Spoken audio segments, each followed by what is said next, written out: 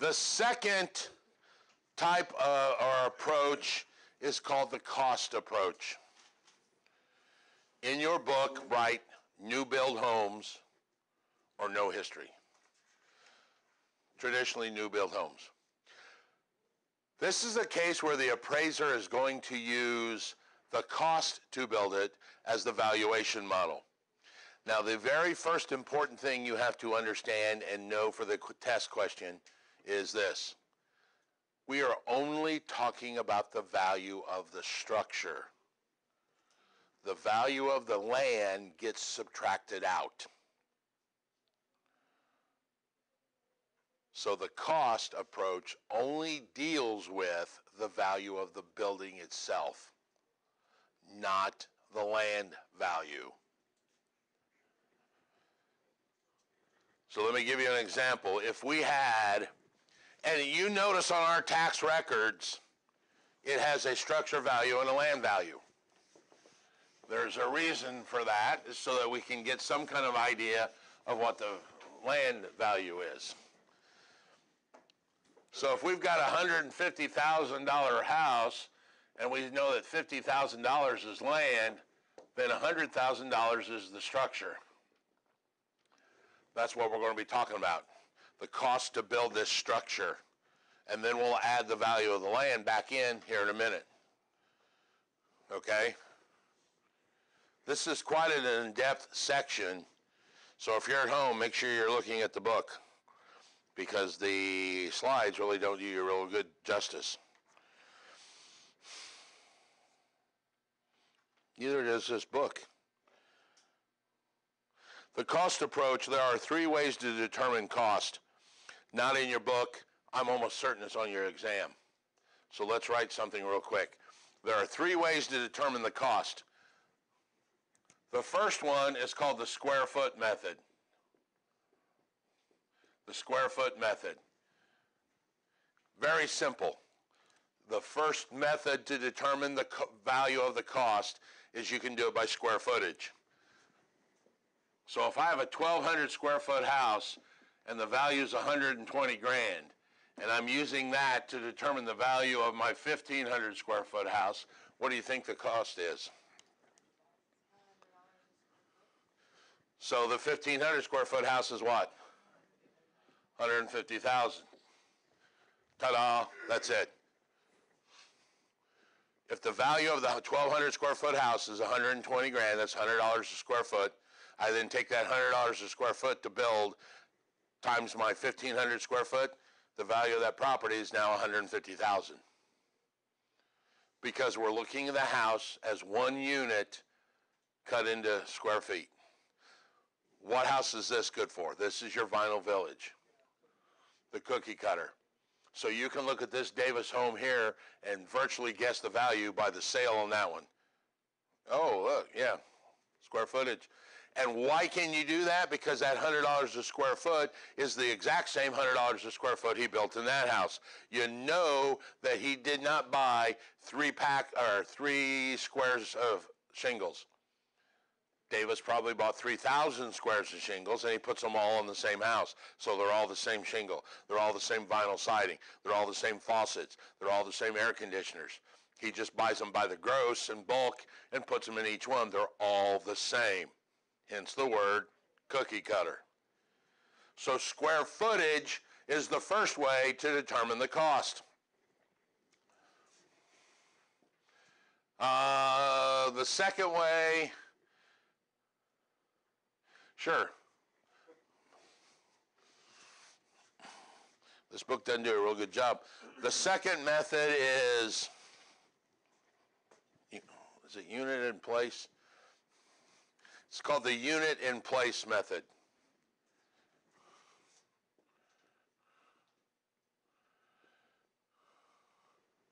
And what the unit in place method says is this. That doesn't sound right to me.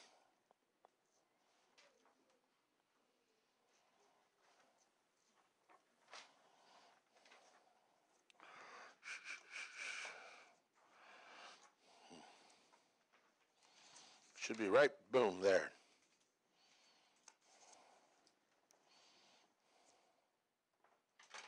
Huh.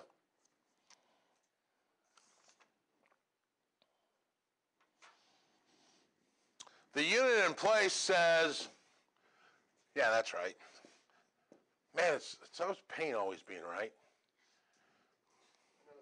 I know, yeah, you know what I mean?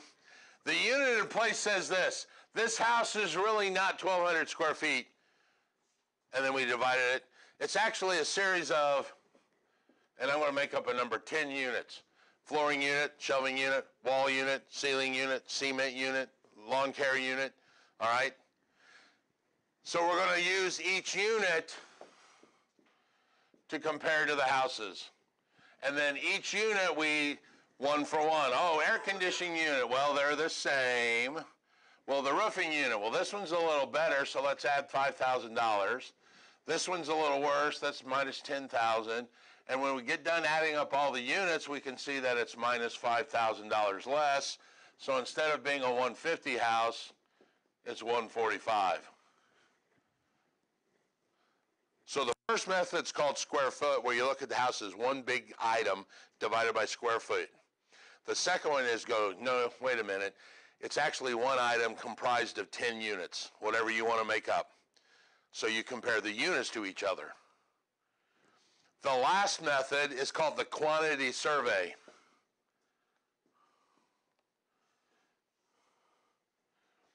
Here's the key to quantity survey method. You have to have the blueprints to do this. All right? Here in a minute, this is going to sound like something we've talked about. So hold on, we're getting to it. The quantity survey method now says each one of those units is actually made up of stuff. So we use the square footage to look at it as one unit with a bunch of subunits. Then we looked at each subunit. Now we're going to look at the components of each unit. We said flooring unit as flooring unit. Well, actually, the flooring unit is actually glue, carpet, the tack down strips, the mastic, the underlaying, all of that. We are looking at everything that goes into the house, including profit, insurance, permits, all of it. That's why you need the blueprints. Guess what type of house this would be used for? What? Custom homes, exactly. If Greg Allen was building your home and your appraiser is trying to determine the value, there may not be any other Greg Allen homes in the thing. But what he'll do is call Michael Duke and go, give me the plans to one of your homes that's in that neighborhood, and I'm going to use it and go, okay. Michael Duke put 10,000 2x4s in his. This one's got 12,000 2x4s. Michael Duke put 8 tons of cement. This one's got 7 tons of cement. And he will do everything in that list to come to a final value and go, oh, it's 147.5 because I've added up everything in it. You need the blueprints. It's called the quantity survey method. Most notably, what? It is a pain. This no longer now is your beginning appraiser. This is a guy that's probably got 10 or 12 years under his belt, probably takes a month to do, and you're going to pay a high number for it, $5,000 or so. When would this be used most common? New construction loan, high loan, high interest taken out, and I told you why, because there's no asset. Here's how they determine the value of the asset. The appraiser does what they call appraise on plans. He'll take the plans, he'll lay the other blueprints out, and he'll go right through this quantity survey method and go 9 tons of nails versus 7 tons of nails. Well, that cost is this. 8 tons of screws, 6 tons of screws. This cost is that. So he's using someone else's value to modify and determine this value. And they will do everything. It's called the quantity survey method. Who would pay for it? You would.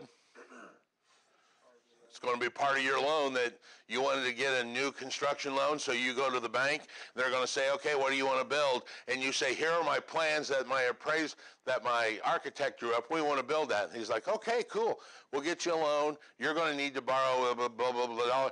In that's one of your costs is the appraisal cost, and that appraisal costs $5,000. Would you need something like this for a 203K? Not this extensive. Typically, you just have an outline of the. Yeah. This is for appraising the value. In the 203K, they want an ARV, and you can do that by changing your comps, which is what she was asking. You know, when you appraise it with no cabinets, and now you appraise it with full, now you can use, well, the after repair value is this. That's how they do the 203K loan. This would be most notably for a construction, new home build. Now, there's one other problem that you have to figure out in here. And I know that you guys have been waiting all day to do some math. So here we go. All right? A day without math is a day without math. There's a problem with this. You've got to figure out depreciation. All right?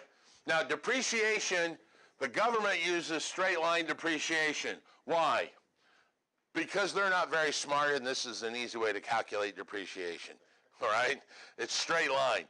Straight line means what? It depreciates the same every year. And it's defined by this line on the graph. You got value and time. So as the house goes out, the value goes down. So let me give you an example. The first thing you need to know, the value of this house is $120,000. That's the value. The important part is this thing called economic life. IRS has a schedule of everything and its lifetime or its lifespan. For example, computers may be 3 years. Roofs may be 15 years. Roller skates, 6 months. I don't know. But let's say the economic life of this house is 30 years.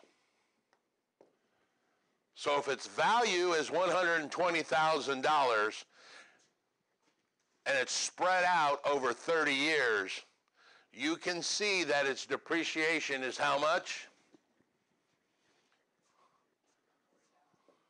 $120,000 divided by 30 years. What is that? $4,000 a year. So after 5 years, it's depreciated 20 grand. The value of the house is now only $100,000. From a tax standpoint, this doesn't mean a realistic, I'm going to sell it standpoint. From a tax standpoint, your house is worth 100 grand. It's depreciated. Everybody see where I got that? I hope so, because I hope I'm right. Depreciates $4,000 a year. It's 120 value over its life, 30 years. So in 5 years, 5 times 4,000 is 20 grand. It's lost 20,000 in value. Therefore, its IRS value is 100 grand. Why is this important? This is important if it's an investment property, because here's the cool thing. That depreciation offsets the income that it generates.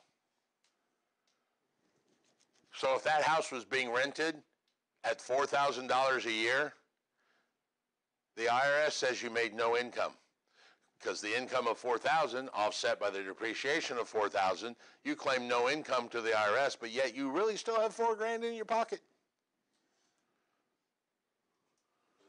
How does it work for a house that might be 50 years old that you buy as an investment? When you buy it, it starts over. That's why you see some commercial buildings tear all the way down but leave one wall. They don't want to change their depreciation schedule, because then it's a rehab or a remodel, not a new build. All kinds of tricks like that.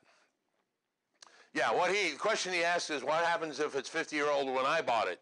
This is my depreciation schedule, starts over for me. I still get a new 40 years. Actually, for houses, it's what, 26 and a half, I think is the IRS number. and for commercial it's 37 years. Where those numbers came from, I don't know, but that's what a house is, 26 and a half. Yeah.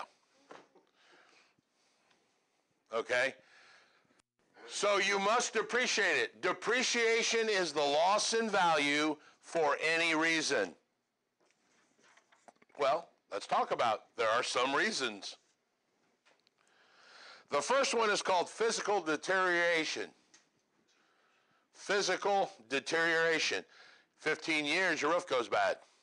The good thing about physical deterioration is it's curable. I can go ahead and put a new roof on. Now, some deterioration is non-curable. Can't fix it. Or the cost to fix it is so high that the value that, which is unfortunately the sad problem with some of the homes down in the inner city. Those big old 7,000 square foot homes that are just beautiful, that no one wants to live down there. Cost you 80 grand to rehab it, but then no one down there can buy it. So they're sitting vacant. All right? Another way of depreciation is this thing called functional obsolescence. 2-bedroom houses are functionally obsolete. 1-car garage are functionally obsolete. I listed a house at 38th and Richard, 4 bedrooms, 1 bath. It was one of those salt box houses, just square, 2-story. 4 bedrooms, 1 bath. And it gets even better. 3 daughters. The guy that sold me, the guy that was selling the house told me, he goes, yeah, when I want to take a crap, I go to Speedway. I can't get in the bathroom. That's an example of functionally obsolete. That would be a great example to buy the house, add another bathroom. Now the value went from a 4.1 to a 4.2. There's the principle of contribution that would really shoot that up. Then there's this thing called external obsolescence. External obsolescence, by definition, is always non-curable. Something outside of the control of the owner is causing the problem, like the house backed up to the airport. That's an external problem. I can't cure it. Train tracks. Now, we know that that's physically not always true, but by definition, they're non-curable, all right? Because a lot of times it takes so long to fix, it's virtually non-curable. When I was growing up in high school, if you were a white guy on Indiana Avenue, you were in trouble. We just knew that in the 70s and 80s. Now, look at Indiana Avenue. Probably one of the better looking streets. It's all been revitalized and all that, but it's taken 40 years to do it. That's why it's still called non-curable. 38th and College. It's got a nice median down the road, and there's flowers, and there's new buildings, So external obsolescence is always considered non-curable. Hint, hint. All right? So then what you would do in this scenario is you would take this $150,000 house and realize it's a $100,000 structure. I'm going to change my example just for fun. A $150,000 house is $30,000 in land. So if you're at home not paying attention, listen up. I'm going to change this example so I can use my depreciation example. I've got a house worth $150, 30 of it's land, 120's house. I now do my depreciation 5 years later. I subtract the value of the land out, so I do the $120,000 example we just did, and I said in 5 years it's depreciated 20 grand, so now it's worth 100. I'd add the land back into it. Now the value is 130. So the first thing you need to understand is you take the value of the land out, do the valuation calculation, add the depreciation, and then add the land back in at the very end. There's a couple math questions at the end of this chapter you guys should probably study. Let's go to the next method.